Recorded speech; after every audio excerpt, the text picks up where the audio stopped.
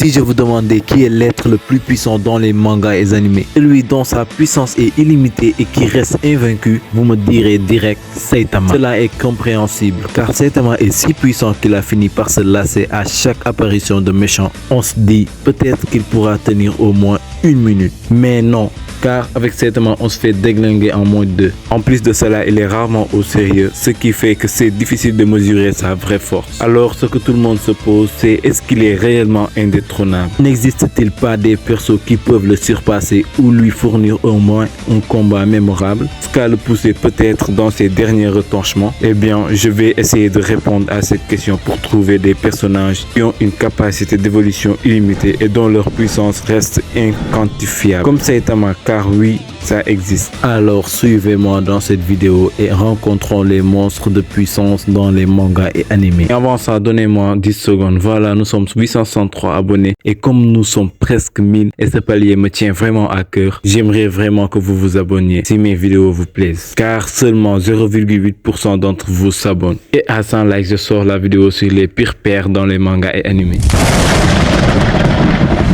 Bon, nous commençons très fort avec le perso qui va bientôt détruire Internet. Saitama n'a qu'à bien se tenir. Un perso qui est passé d'ultra faible à god tier. Le seul et unique Sung Jin-woo de Solo Leveling. Solo Leveling est l'un des meilleurs webtoons qui existent. Il s'agit d'un manhwa, donc d'un manga créé par un coréen qui va être bientôt adapté en animé en janvier. 6 janvier si je ne me trompe pas. Par le studio d'animation qui a produit Sword Art Online, SAO. Je vous le dis, cet animé va être l'œuvre de l'année, mais celui qui nous intéresse c'est Sung Jin-woo, perso principal. Et dans Solo Leveling on parle de Hunter, mais pas comme dans Hunter x Hunter. Leur univers ressemble au nôtre, mais à l'exception qu'il y a là-bas des donjons, des monstres, etc. Tout ce qui devrait être normalement dans un isekai. Et donc pour éliminer les monstres et protéger la population, il y a les chasseurs qui sont des humains spéciaux qui ont eu un éveil et donc qui obtiennent par ce biais des capacités surhumaines. Mais les chasseurs ne sont pas tous du même niveau. Ils sont rankés du rang E le plus faible au rang nation le plus puissant des rangs. Dans Jin-woo, lui non seulement c'est un rang E à la base, mais aussi le plus faible des rangs E. Et donc le chasseur le plus faible qui a existé. Sachant que le rang, on l'a à vie, sans possibilité d'évoluer. Cependant, Jin-woo a obtenu la capacité d'évoluer constamment, ce qui fera de lui le chasseur le plus puissant de tous les temps. Sachez qu'il est ultra puissant. Nous-mêmes qui lisons le webtoon, nous sommes dans l'incapacité de mesurer sa réelle puissance. Car parfois, comme pour Saitama, devant des ennemis puissants, on se dit qu'il va peut-être galérer, mais en fait non. Il les bat tous à la Saitama, donc facilement. Et comme Saitama, sa courbe d'évolution n'a pas de limite et il augmente de niveau au fur et à mesure que vous le combattez. Donc plus le combat s'éternise, plus il devient plus puissant. En petit bonus, je vais vous donner un entraînement quotidien rapide de Sung Jin-woo. Vous ne voyez pas un air de ressemblance là? En plus de ça, il a des capacités surhumaines. Je le dis et le redis, Jin-woo bat Saitama, ou au moins ils font un magnifique match nul. Ceux qui ont lu Solo Leveling pourront appuyer mes dires. Et un conseil, allez lire Solo Leveling, je vous assure que vous n'allez pas le regretter.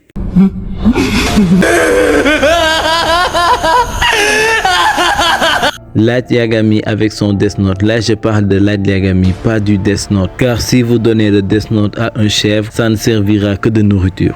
On va bien manger, guetter le gâteau. On va bien rentrer le gâteau.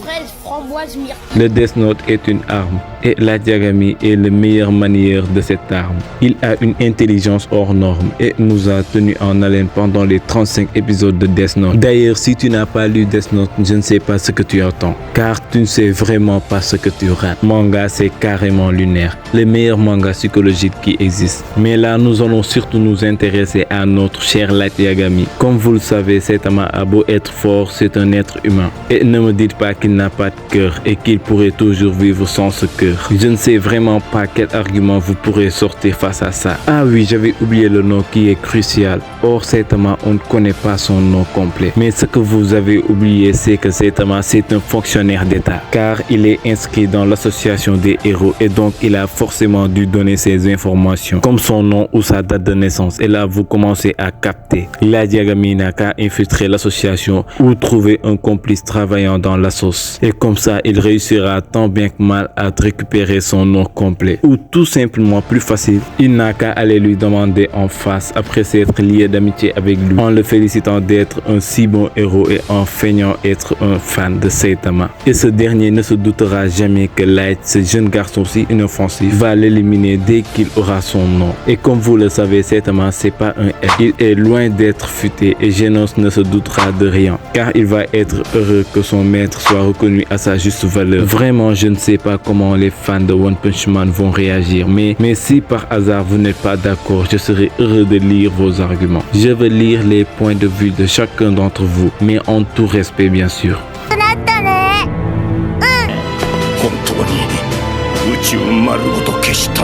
Zeno dans Dragon Ball Super. Jusqu'à l'arrivée de Saitama, Goku était de loin le perso le plus cheaté, tout animé confondu, et ce débat secoua fortement interne jusqu'à ce qu'il soit close et que tout le monde soit d'accord sur le fait que Saitama est supérieur. Cependant, personne n'oserait dire que Saitama est de loin plus fort que Goku, car s'il venait à se battre, ce serait sûrement un combat serré et Saitama n'en sortira pas indemne. Sur ce point, nous sommes d'accord. Alors laissez-moi vous préciser que Goku a lui-même remarqué et accepté la grande différence de puissance entre lui et Zeno. Il faut savoir que Zeno c'est le multivers et donc sa puissance est infinie, aussi infinie que le multivers. Il est à des années-lumière de Goku, sachant qu'il peut détruire des univers en un claquement de doigts. Alors dites-moi que Saitama a détruit avec une telle aisance ne serait-ce un univers ou une planète. Et même s'il réussissait à le faire, ça ne serait pas sans effort. Il est si rapide que ses déplacements sont des téléportations. Au niveau de Zeno, les combats ne détruisent pas des villes, ni des pays, ni des planètes, ni des univers, mais le multivers carrément.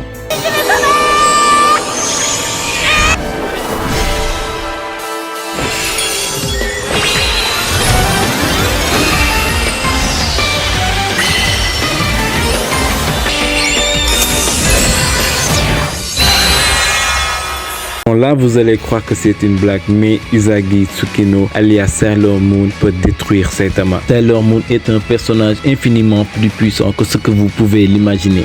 Ne vous fiez surtout pas aux apparences. Dans sa forme la plus puissante, Lambda Uzagi, elle n'a pas un pouvoir destructeur comme Zeno. Et encore, c'est à vérifier. J'ai peut-être oublié des infos là concernant. Mais elle peut faire revenir n'importe quoi ayant existé à la vie, même si cette chose a été effacée de la réalité. Ah, et d'ailleurs, elle ne peut pas être effacée de la réalité. Autrement dit, elle est immortelle. Donc, quoi qu'il fasse, Saitama ne peut quand même pas la tuer. Et on a précisé nulle part que Saitama ne pouvait pas mourir. Elle a aussi un pouvoir suffisant pour créer un nouvel univers carrément. Donc, je pense que c'est plus que suffisant, terrassé sans trop de soucis. L'autre chose avec sa cape qui se croit pour le plus fort de tous.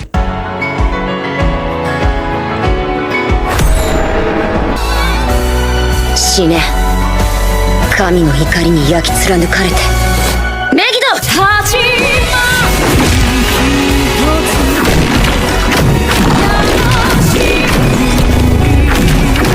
L'humide tempête dans moi quand je me réincarne en slime. Propulsion hydraulique, aqualame, absorption, dissolution, autorégénération, régénération ultra accélérée, régénération infinie, section universelle, insensibilité à la douleur, immunité aux variations de chaleur, résistance au choc électrique, brasier infernal, téléportation, invocation, blindage corporel, souffle paralysant, souffle toxique. Voilà juste un tiers des capacités de l'humide tempête. Et comme vous le voyez, ce dernier peut atomiser Saitama rien qu'avec les compétences citées. Et même si Saitama était plus fort grâce à la régénération infinie déjà citée, l'humide tempête ne peut pas être éliminé. Et ce dernier finira à la longue par tuer Saitama. Donc je ne sais pas si c'est vraiment utile de donner d'autres arguments. Et au pire, il va l'absorber et donc obtenir sa puissance grâce à l'absorption. Dès le début, sachant que Saitama sous-estime à chaque fois ses adversaires et ne se met jamais à fond dans ses combats. Et donc la théorie dont je voulais vous parler au début de la vidéo, c'est le fait que Saitama soit le cancer lui-même. Attendez, ne quittez pas la vidéo,